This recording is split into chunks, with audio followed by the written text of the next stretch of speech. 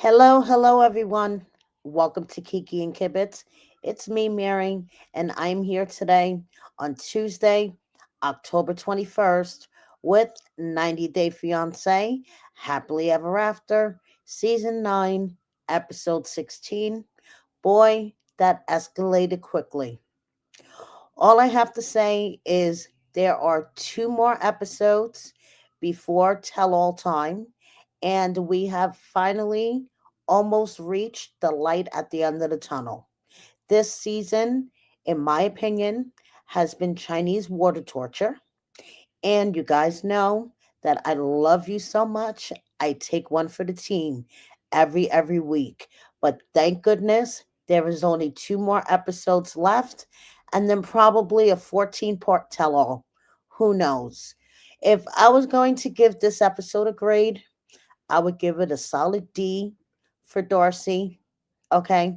And yeah, I just cannot wait for the season to be over with. So let's hop right into this. First off, we start with Jasmine. Yeah. Okay, so Matt decided that he was going to buy a tow truck. Jasmine could act like a child, slide around on the playground with Coco on her lap. But if Matt tries to act like a responsible person and drop 150K on a tow truck, Jasmine's like, no, what is wrong with you? I can't believe you did that.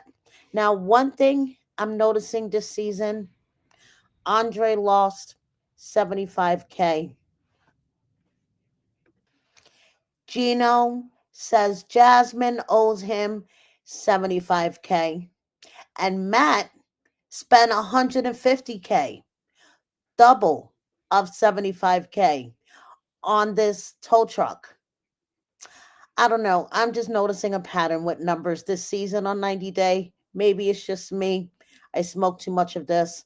Who the hell knows? Anyway, Matt got this tow truck, and he's thinking that this tow truck is going to be a great idea. He could do side work, it's flexible hours. He could be around whenever Jasmine needs him with the baby. And you know something? It all makes sense because my bestie's husband is a tow truck driver.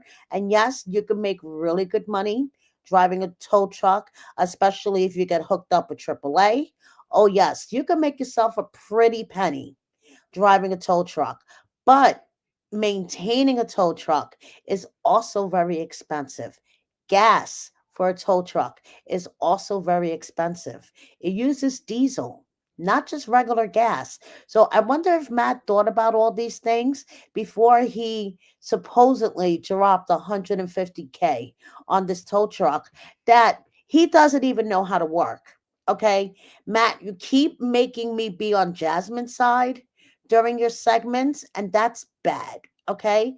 Jasmine is like, Matt, you don't even know how to work the thing. Did you take a class? Do you know how to tow cars? And he's like, no, I never took a class, but it's easy. You just hook up the car and you put it on the tow truck. It's easy. So Jasmine's like, okay, if it's so fucking easy, why don't you show me? Tow our car. And Matt's trying to drive the car onto the tow truck. And Jasmine's like, no, not all cars are going to be functioning. Like, why would you need a tow truck if your car is functioning? Matt, show me how you would tow a car that isn't functioning. Well, Matt's a fucking idiot because he doesn't know how to work the tow truck. He doesn't know how to work the winch. He doesn't know where the neutral thing is. He doesn't know where anything is. But he says Jasmine could be the Debbie Downer and that he is just trying to do his very best to, make her comfortable, make her happy, have this side source of income. But Jasmine is being the Debbie Downer. Okay. So she's really all like nervous and worked up because she is calling her mother and letting her mother know that she lied straight to her face all this time. So, to make a long story short, she pours her guts out to her mother. And basically, these are her expressions. Her mom just sat there staring at her. And I could read her thoughts. She was thinking, oh my God, how did I raise such a fucking idiot? So Jasmine tells her that she's 7 months pregnant. Then she introduces Matt. And the first thing Mama Jasmine had to ask Matt was, why did he agree to be in this open marriage with Jasmine, knowing that Jasmine was married? And his response, well, I was single at the time. I really didn't have anything else to do. So I figured, hey, why not? Matt, that's not the way you respond to your future mother in law, your baby mama's mom. I mean, like, oh, yeah, the piece of ass was there. So I decided to hit it. Matt. Then Jasmine's mom is asking Jasmine, who's going to take care of you? Who's going to help you with the baby? And Matt's response, well, I really don't have any experience, but I'll figure it out. Jasmine's mom, you could see the disappointment written all over her face. Okay. Like I said, you could almost hear her thoughts screaming, Mija, what kind of a fucking moron are you, Mija? It was written all over her face.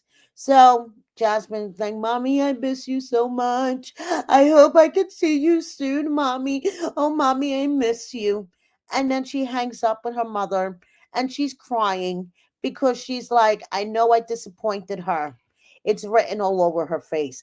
Damn right you did, Jasmine. What the fuck? Did you think your mother was going to jump up and go, yay, another grandchild? You don't take care of the two that you have already, but let's add a third one to the family. Yay! Seriously, Jasmine. Like, come on. So now next week, Jasmine will be in labor. Yes. We got to see a little preview of her screaming her head off in the bathtub. And Gino goes meets up with a lawyer. And the lawyer tells Gino that if the baby is born during their marriage while they are legally married, he could be financially responsible for the baby. Gino says, what? What? Huh? What? Wait, I didn't hear you. Let me make sure I have the wax out of my ears. What? So that's next week. Okay, moving on. We have the Florida 3. Did I mention I cannot wait for the season to be over already? Okay, so to make a long story short, Jovi makes fun of Yara's pants. Um, Jovi, Yara, Andre, and Elizabeth were pre-gaming before they went out to the bar. And Alex and Lauren were in their room. Lauren tells Alex about what went on at dinner when, her and Elizabeth couldn't just come to common ground. The same argument over the text messages and the body shaming, and Andre reading text messages and breaking Lauren's trust and blah, blah, blah, blah, blah, blah, blah. The same shit that has been going on for the past 16 fucking episodes. Blah, blah, blah. Okay. So now this is where Elizabeth decides, you know something? I'm gonna make a little bit interesting and I'm gonna stir the pot. So she tells Yara that Lauren makes fun of her behind her back about her outfits and basically calling her a snob and or just basically shit talking. And Yara is so surprised because Yara's like, Lauren is always telling me how much she loves me and she wants to be my friend, and she's talking shit about me behind my back. And Elizabeth is loving this. She fucking loves stirring the pot. Now Yara is upset. And I don't blame her because Yara was the one that put this trip together to try to, have Elizabeth and Lauren be friends together. And the whole trip has been arguing and pot stirring. So I would be pissed the fuck off if I was Yara. So Yara decides that she is going to talk to Lauren and find out the situation. And Lauren tells her, I never talked about you. Okay. I don't know where Elizabeth is saying that. And I'm really happy that you came to me and told me this. But before this all happened, Lauren and Elizabeth, they were hugging. They made up. Lauren was crying. Lauren was like, "Oh my God, I missed you so much." Andre apologized to Lauren for reading the text messages, the body shaming thing they made up. And then before you know it, okay, um, Yara and Lauren and Jovi are all having the conversation about what Elizabeth said, Lauren said. So now Lauren is fucking fed up, confused, and she's like, "That's it. I'm done." Okay, 1 minute, Elizabeth and I are making up, and I thought everything was okay. And now the next minute, Yara is asking me if I'm talking shit about her outfits behind her back. I'm tired of being the target. Come on, Alex, let's get the fuck out of here. I'm ready to go home. And she's out. What the fuck? Okay? Ugh. So boring, so stupid, so repetitive. Okay, moving on. Brandon and Julia. We have spent the whole season. Um, it has been Julia's fertility journey, which we now know in real time. She is pregnant and will be popping any moment now. She is due in November. But on TV, it has been in her. It's been all about her fertility journey and this trip. So now they're mapping out their great European tour. Okay.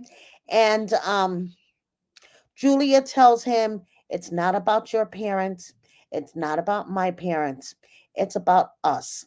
Because Brandon is still upset about how they're leaving things with his parents. His parents are not speaking to him. So, he's really upset about that. So basically, they are traveling with their backpacks. Okay. They're bringing very little clothes with them. They're doing this trip very minimal. So it's so minimal that apparently they can't even afford a ring camera for their house. Julia puts together stuffed animals with clothes to make it look like a person sitting at the kitchen table. The only problem is that it looks like the person is passed out drunk in front of their cup of tea. So I guess they're, trying to save every penny that they can't even get a ring camera from Amazon so they could check in on their house when they're gone. But hey, they're going on this grand European tour. So Julia's excited. The world is there at the palm of their hands and they are going. So them and their backpacks are getting in the cab and going off to the airport. And in the preview next week, they realize how expensive traveling really is, even when you say you're doing minimal traveling. Okay, so yeah, they get to see that shit's expensive no matter what. So moving on. Finally, we have Darcey and Georgie. And to be honest, I am really surprised that they are not on the leaked cast list of Last Resort because just the way their season is ending on Happily Ever After, it's like the Last Resort script is writing itself. Okay, so to make a long story short, Darcey and Stacy did their New York fashion show for the House of 11. Darcey was all sparkly. She popped her collar. She put the fur off her shoulders. Sparkly. Do it up, do it up, do it up. Okay.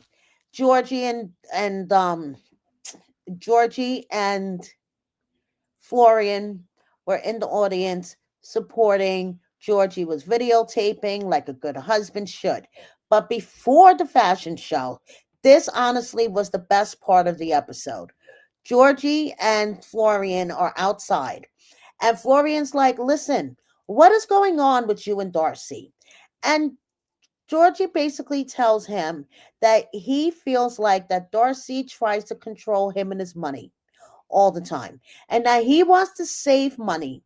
so he could possibly invest in something in the future, and like he's afraid that if he really tells Darcey how much money he has, that Darcey is going to have a budget for it and like basically spend it all, which I get him, but I don't get him. And that shows you how toxic this marriage is. Okay.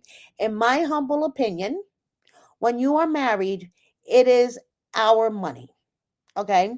There is a joint account with money in it, and savings is usually a joint savings. So the fact that Georgie has his own account that Darcey has no idea how much is in it is the major red flag.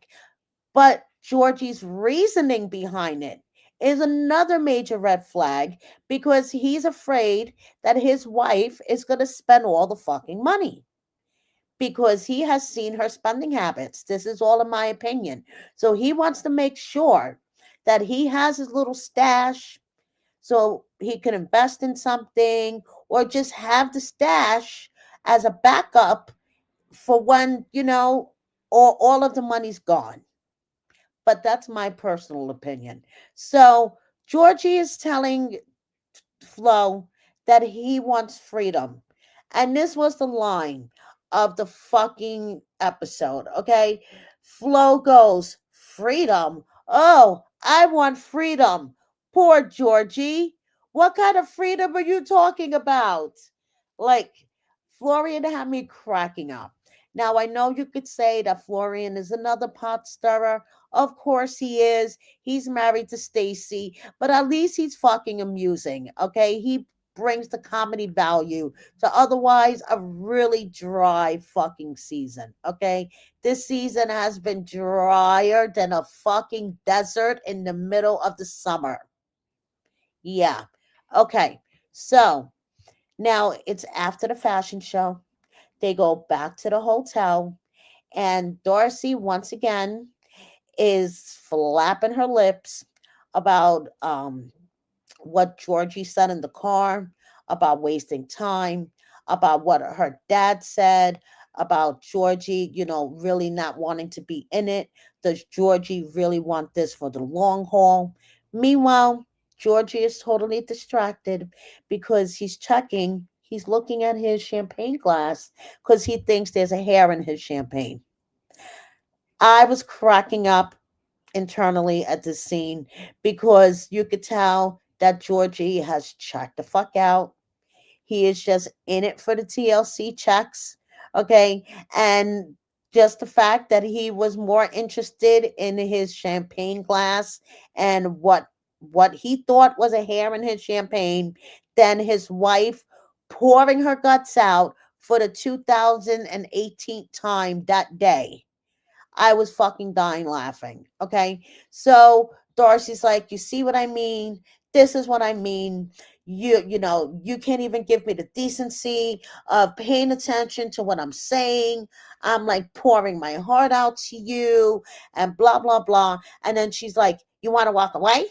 You want to walk away? You want to walk away? You want to walk away? Darcey, please. You sound like a fucking parrot on crack. Okay. So finally, Georgie's like, you know something? I've had enough. I'm sick of this shit. We just go around in circles. It's the same fucking argument all the time. It is the same Bullshit detected. Take precautions. all the time. So Georgie said, fuck this. And he walks out. And that is basically how the episode ends. We see next week Darcey collapsing in Stacy's arm, crying hysterically. Help me! Help! And Stacy's like, I'm here. Be strong. I'm here. Did I mention that there was only 2 episodes left until what probably will be a 14-part tell-all? The light is at the end of the tunnel, you guys. We're almost there. Thank you so much, everyone, for watching me. Please subscribe if you don't already. Double check that you are subscribed. Please share my video with a friend or 10. Like, comment, share. please consider joining my membership and check out my merchandise. Thank you so much. See you next time. Bye, everyone.